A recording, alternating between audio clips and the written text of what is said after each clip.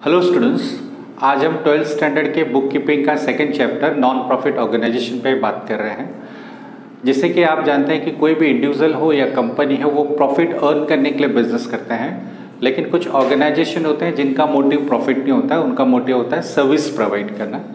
तो इनके केस में आप प्रॉफिट एंड लॉस अकाउंट नहीं बनाते हैं, इनके केस में आप बनाएंगे इनकम एंड एक्सपेंडिचर अकाउंट। इसमें दो साइड होती है, एक साइड होती है इनकम जिसमें कि आपको ऑर्गेनाइजेशन की सारी इनकम रिकॉर्ड करनी होती है, और सेकंड साइड होती है एक्सपेंडिचर साइड जिसमें आप ऑर्गेनाइजेशन की सारी एक्सपेंसेस रिकॉर्ड करते हैं। तो इनकम और एक्सपेंडिचर के साथ साथ आपको बैलेंस शीट भी बनानी है, जिससे कि आप फेमिलियर हैं, आपने फाइनल अकाउंट में काफ़ी बनाए हुए हैं। वो आपको क्वेश्चन में रिसिप्शन पेमेंट दे देंगे। रिसिप्शन पेमेंट कैश अकाउंट ही होता है, उसमें दो साइड्स होते हैं। रिसिप्ट साइड मतलब पूरे ईयर में ऑर्गेनाइजेशन ने कितना कैश रिसीव किया, और पेमेंट साइड मतलब ऑर्गेनाइजेशन ने पूरे ईयर में कितना पे किया। रिसिप्शन पेमेंट आपको दिया रहेगा।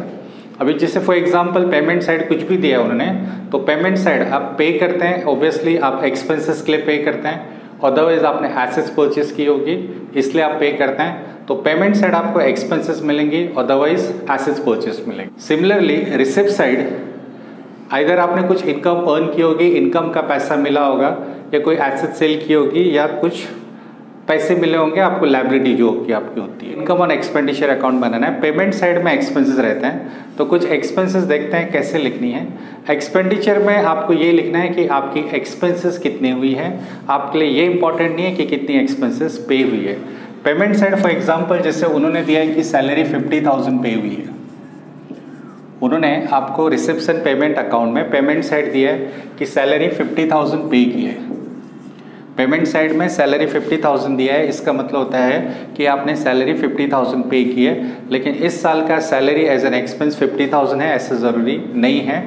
फॉर एग्जांपल अगर वो मेंशन करते हैं नीचे एडजस्टमेंट में उन्होंने दिया है आपको कि last year 10,000 salary was outstanding, पिछले साल का 10,000 रुपये का सैलरी पे करना बाकी था, तो ऑब्वियसली जो लास्ट ईयर आउटस्टैंडिंग था वो आपने अब पे किया होगा, वो किया। तो 50,000 जो आपने पे किया है, इन दैट 50,000 10,000 इज इंक्लूडेड। ये जो आपने 50,000 पे किया है, इसमें जो 10,000 लास्ट ईयर आउटस्टैंडिंग था वो भी इंक्लूडेड है। आपने जो 50,000 रुपये पे किए, इसमें 10,000 रुपये आपने लास्ट ईयर के लिए पे किए, तो ऑब्वियसली आपने करंट ईयर के लिए कितना पे किया है, 40,000। तो आप जो लास्ट ईयर के लिए पे कर रहे हैं वो इसमें से लेस होगा। आप इसके लिए लिखेंगे आउटस्टैंडिंग लास्ट ईयर 10,000, ठीक है।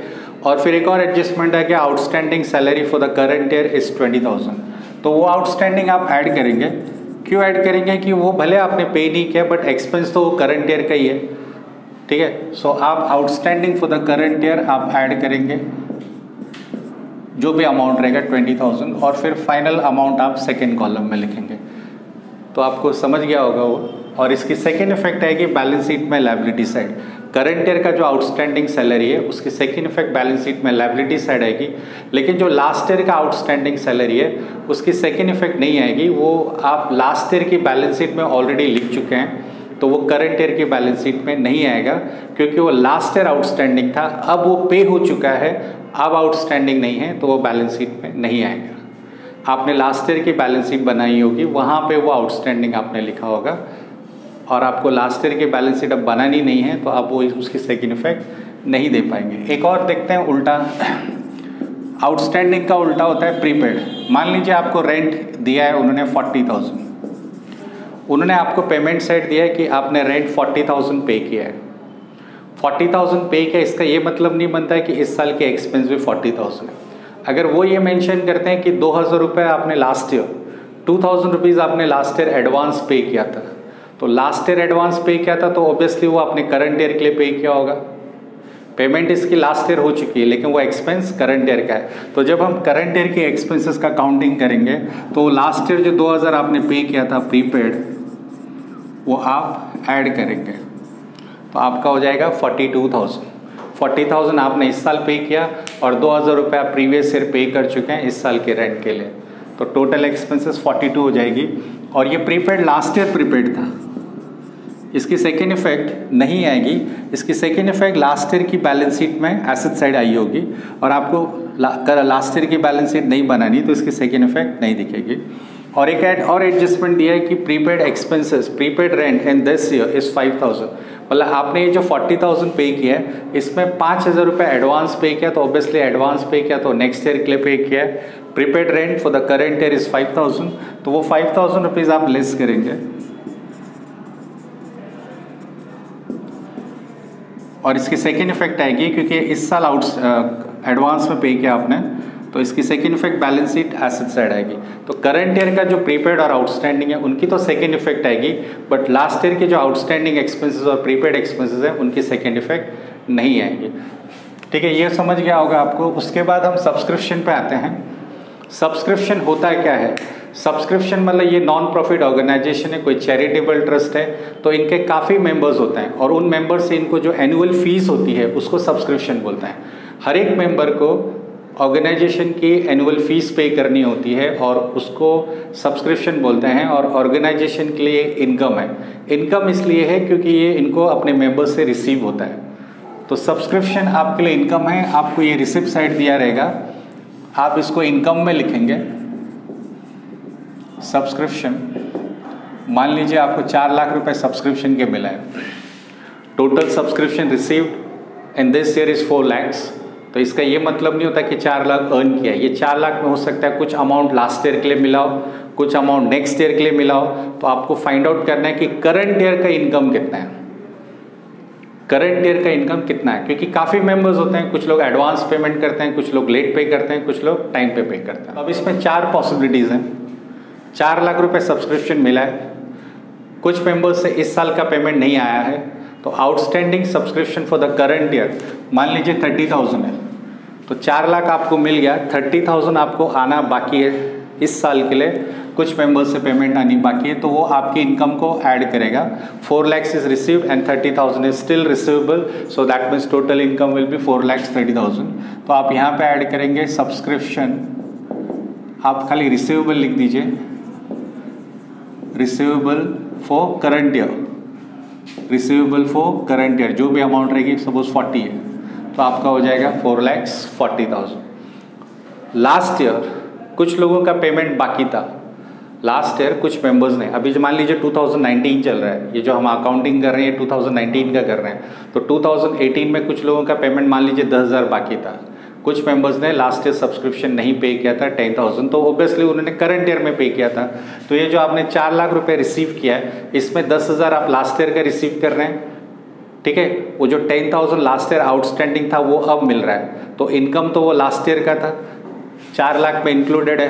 तो आप क्या करेंगे, करंट ईयर का इनकम फाइंड आउट करने के लिए इसको आप लेस करेंगे, इसको आप लिखेंगे रिसीवेबल लास्ट ईयर जो भी था 10,000। ठीक है, अच्छा इसका सेकेंड इफेक्ट नहीं आएगा क्योंकि ये लास्ट ईयर की बैलेंस शीट में आ गया होगा, बट इसका सेकेंड इफेक्ट आएगा। करंट ईयर में जो 40,000 मिलना बाकी है ये अभी भी आउटस्टैंडिंग है और ये बैलेंस शीट में एसेट साइड आएगा क्योंकि ये रिसीवेबल है, ये आपको मिलेंगे, ये आपको देना नहीं है। ठीक है, अब लास्ट ईयर मान लीजिए कुछ मेंबर्स ने एडवांस पे किया था, प्रीवियस ईयर या लास्ट ईयर जो चला गया वहाँ पे किसी मेंबर ने 10,000 रुपया मान लीजिए आपको एडवांस दे दिया था, 10,000 रुपीज़ ऑर्गेनाइजेशन ने उनसे एडवांस ले लिया था। तो लास्ट ईयर उन्होंने एडवांस पे किया था, तो ऑब्वियसली उन्होंने कौन सी ईयर के लिए वो पे किया होगा, करंट ईयर के लिए पे किया होगा। एडवांस का मतलब ये होता है कि आप आगे के ईयर का पे करते हैं। तो लास्ट ईयर किसी ने एडवांस पे किया था तो ऑब्वियसली उसने करंट ईयर के लिए पे किया होगा। तो जब हम करंट ईयर की इनकम का टोटल करेंगे तो उसमें वो इनकम भी काउंट होगी, तो वो आपको ऐड करना पड़ेगा।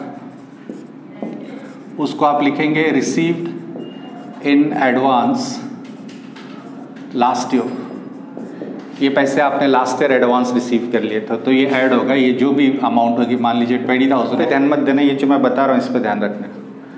लास्ट ईयर आपने कुछ अमाउंट एडवांस में रिसीव किया था, भले वो आपने रिसीव लास्ट ईयर कर लिया था बट इनकम वो आपकी करंट ईयर की थी, तो करंट ईयर की इनकम में वो ऐड होगा। ठीक है, और इसका सेकेंड इफेक्ट नहीं आएगा क्योंकि इसकी सेकेंड इफेक्ट लास्ट ईयर की बैलेंस शीट में लायबिलिटी साइड आएगी। ठीक है, और अब एक और मेंबर्स है जिसने नेक्स्ट ईयर का पैसा एडवांस दे दिया है, आने वाले ईयर, अभी 2019 चल रहा है, उसने 2020 का पेमेंट कर दिया है और वो 4 लाख में इंक्लूडेड है हमने जो रिसीव किया है।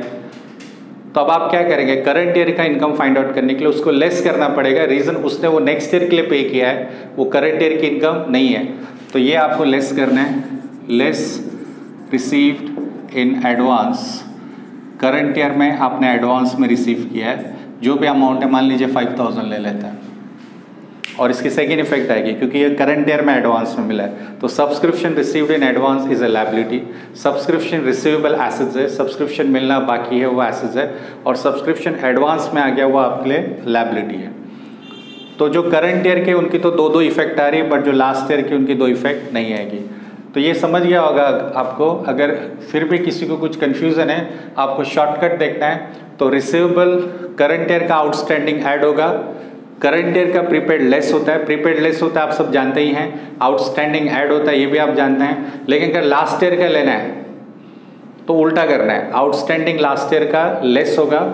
ये याद रखना, अगर आपको कुछ नहीं समझा तो आप ऐसे याद रख सकते हैं कि आउटस्टैंडिंग नॉर्मली ऐड होता है, बट अगर आउटस्टैंडिंग लास्ट ईयर का है तो उल्टा हो जाएगा, ऐड नहीं होगा, फिर वो लेस होगा, कुछ भी इनकम मिली है लास्ट ईयर के लिए।